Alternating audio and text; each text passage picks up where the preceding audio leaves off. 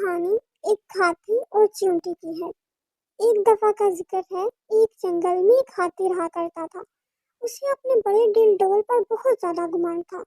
वो जंगल के दूसरे जानवरों को तंग करता और उनका मजाक उड़ाया करता था। लेकिन हाथी जंगल से गुजर रहा था। उसने देखा कि दरख्त पर एक तोता बैठा हुआ है। उसने इस तोते से कहा, ओए, तुम्हें पता नहीं हम गुजर रहे हैं, चलो नीचे उतरो और हमें सलाम करो। तोता कहने लगा, क्यों भाई, मैं क्यों तुम्हें सलाम करूं? तुम होते कौन हो जिसको मैं सलाम करूं? हाथी कहने लगा, तुम्हें नहीं पता मैं जंगल का सबसे ताकतवर जानवर हूँ। तुम सब लोग मेरे सामने बहुत कमजोर हो। मैं तुम्हें सिखाता हूँ कि मेरा अदब कैसे करना है। तोते ने हाथी को सलाम ना किया।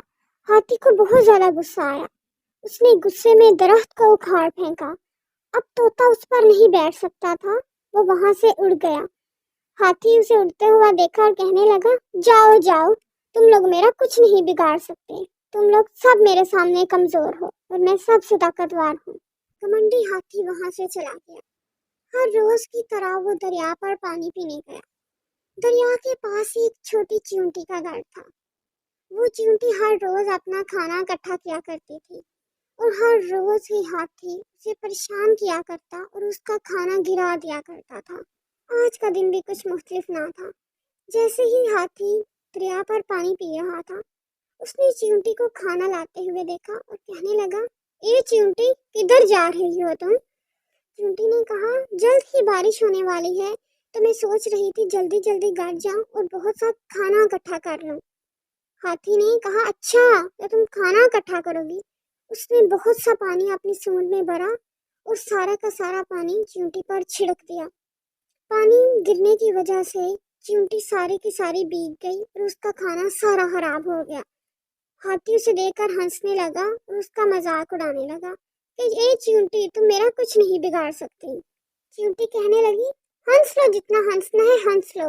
एक दिन मैं तुमसे जरूर बदला लूंगी और ये मेरा तुमसे वादा है।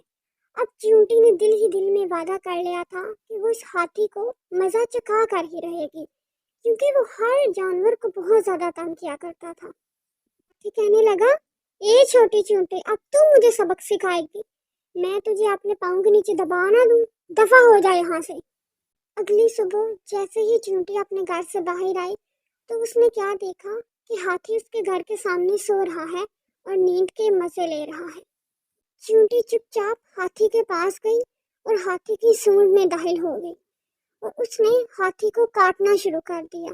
उस वक्त तक काटती रही जब तक हाथी को होश ना आ गया। अब हाथी को होश आ गया था और हाथी चीखने लगा, छोड़ दो मुझे, छोड़ दो, कौन है मेरी सूंड में? मैं कहता हूँ निकलो, मुझे बहुत तकलीफ हो रही है। चींटी ने जैसा ही सुना कि हाथी को होश आ गया है और वो चिल्लाने लगा है, उसने उसे काटना खत्म ना किया, बल्कि और काटती रही यहाँ तक कि हाथी रोने लगा। जब चींटी ने उसे मजीद गिड़गिड़ाते और रोते हुए सुना, तो उसके सूंड से बाहर निकल आई।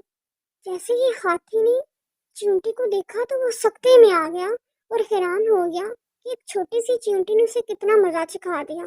हाथी ने चींटी के सामने घुटने टेक लिए और कहने लगा, छोटी चींटी, मुझे माफ कर दो, मुझे माफ कर दो। मैं आइंदा तुम्हें नहीं तंग करूंगा और जंगल के दूसरे जानवरों को भी नहीं तंग करूंगा। मुझे माफ कर दो, मुझे माफ कर दो।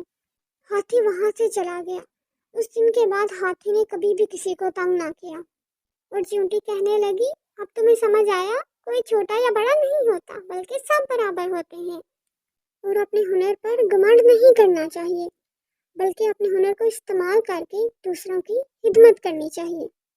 प्यारे बच्चों, इससे हमें क्या सबक मिलता है? कोई भी छोटा या बड़ा नहीं होता, बल्कि सब बराबर होते हैं। हर कोई अपने हुनर का इस्तेमाल अपने मुताबिक करता है। कभी कभी तो चींटी जैसी छोटी महलूक भी हाथी जैसे बड़ी महलूक को सबक सिखा देते हैं।